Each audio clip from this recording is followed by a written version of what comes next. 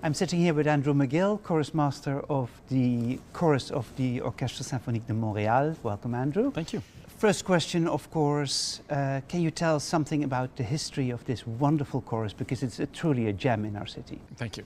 It's I've been with the chorus for about 11 years. It obviously had a long history before that, although there was a big change about 11 years ago. For many years before that, it was largely one of the big amateur choirs in town, plus some additional pros in the Dutoit years, for instance. And in 2012 or so, Maestro Nagano invited me here to help put together a fully professional choir and really try to lift it to another level. And then we also have a wonderful group of volunteer singers that join us for particularly large works, like the Janáček, Glagolitic Mass. Because that's the piece we are talking about today, of course. For an opening concert, a piece like the Glagolitic Mass by Janáček, that is taxing for a chorus. Very much so, and it's partly. I mean, it's also just interesting that you know, for opening concerts, so often people go for the tried and true.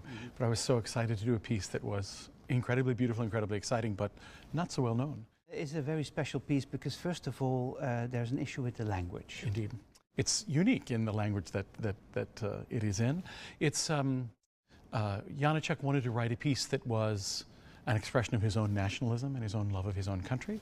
And so he chose Glagolitic, which is the language of the Eastern Orthodox Church, although Janáček was not a religious person himself and didn't know this language at all.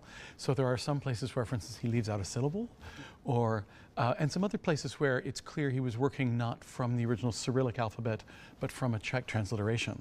So one of the questions is, do you do the Glagolitic Mass in the language that Janáček expected, or that maybe a priest would have expected at the time? And we went with what Janáček would have expected, which I think is the right answer, but it means that it's not quite like any other piece in terms of the pronunciation of the language that we do.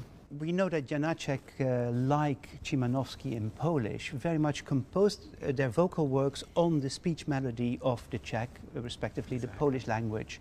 How is that with the Glagolitic language? Is it on the speech melody? It is. Although again, it's interesting because Janáček really knew and loved the Czech language and not necessarily Glagolitic. No.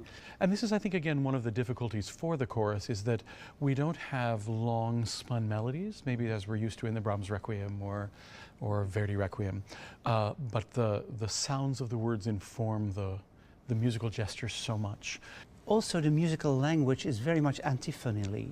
You have the soprano or the sopranos and altos against the tenors and the basses. You have the soloist singing and the chorus responding. It's not so much contrapuntal like most of the other masses that you would expect. I was mentioning some of the choir, maybe the least contrapuntal mass I could think of, and that it's true also for the orchestra, that it's the brass play against the strings, and it's not sort of mixtures of voices as opposing kinds of voices. And it's very exciting and very effective, but it is a very unique language that's not like anyone else's. If you look at Janáček's works, there's the very dramatic works like Katia Kabanova, Yenufa, the first string quartet. And there's the much more lyrical works like Cunning Little Vixen. And I think that the Glagolitic Mass in a way is related to this latter opera. I do too. I had the great pleasure of conducting Cunning Little Vixen about 2 years ago. And I found so much in common with the Glagolitic Mass. Both, I think, are about this sort of search for transcendence and the search for the way in which we are transformed internally, that it may not be dramatically visible to the rest of the world, but there is a sort of a heightened lifting up of the spirit that is part of sort of, you know, great spiritual practices of whatever dogma, and is part of this part of Janáček's search, is to find this thing where you feel like the inner life is transformed. And there's this incredible joy. Oh, it's such a joy. It's some of the most joyful music I know, and a sort of a savage joy. That's again sort of, it's not tempered by cultivated society. It's sort of very authentic of his own deep feeling about living in this world and how beautiful this world is.